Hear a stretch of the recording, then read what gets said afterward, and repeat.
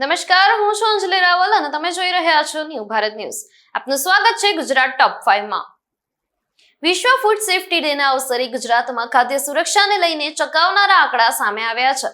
છેલ્લા 4 વર્ષમાં રાજ્યભરમાં 42,000 થી વધુ ફૂડ સેમ્પલની તપાસ કરવામાં આવી હતી. જોકે મોટી સંખ્યામાં ગેરરીતિઓ સામે આવવા છતાં ભેળસેળ કરનારાઓ સામે મર્યાદિત કાર્યવાહી જ થઈ હોવાનું જાણવા મળ્યું છે. ખાદ્ય પદાર્થોની ગુણવત્તા અને લોકોના આરોગ્ય સાથે જોડાયેલા આ મુદ્દે હવે વધુ કડક અમલવારીની માંગ ઉઠી રહી છે. કરોડો ઘરેલુ ગ્રાહકોને મોંઘવારીનો વધુ એક ઝટકો લાગ્યો છે. ઘરેલુ એલપીજી ગેસ સિલિન્ડરની કિંમતમાં 29 રૂપિયાનો વધારો કરવામાં આવ્યો છે. નવી કિંમતો 7 જૂનથી અમલમાં આવી છે, જેના કારણે 14.2 કિલોના ઘરેલુ સિલિન્ડરની કિંમત 913 રૂપિયાથી વધીને 942 રૂપિયા થઈ ગઈ છે. છેલ્લા 3 મહિનામાં બીજી વખત ભાવ વધારો કરવામાં આવ્યો છે, જેનાથી સામાન્ય પરિવારોના રસોડાનું બજેટ વધુ પ્રભાવિત થવાની શક્યતા છે. ગુજરાતમાં આગામી દિવસોમાં વાતાવરણમાં મોટો ફેરફાર જોવા મળી શકે છે.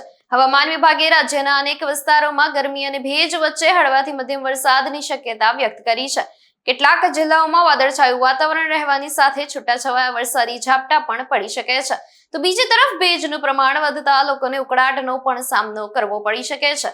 ખેડૂતો સહિત સામાન્ય નાગરિકોને હવામાનની આગાહી પર નજર રાખવાની સલાહ આપવામાં આવી છે.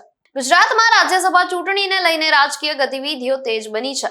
ચૂંટણી પહેલા ભાજપે પોતાના તમામ ધારાસભ્યોને 7 અને 8 જૂન દરમિયાન ગાંધીનગરમાં હાજર રહેવા સૂચના આપી છે. આ દરમિયાન મુખ્યમંત્રીની અધ્યક્ષતામાં મહત્વપૂર્ણ બેઠક પણ યોજાવાની છે, જેમાં મતદાન પ્રક્રિયા અને પક્ષની વ્યૂહરચનાને લઈને માર્ગદર્શન આપવામાં આવશે.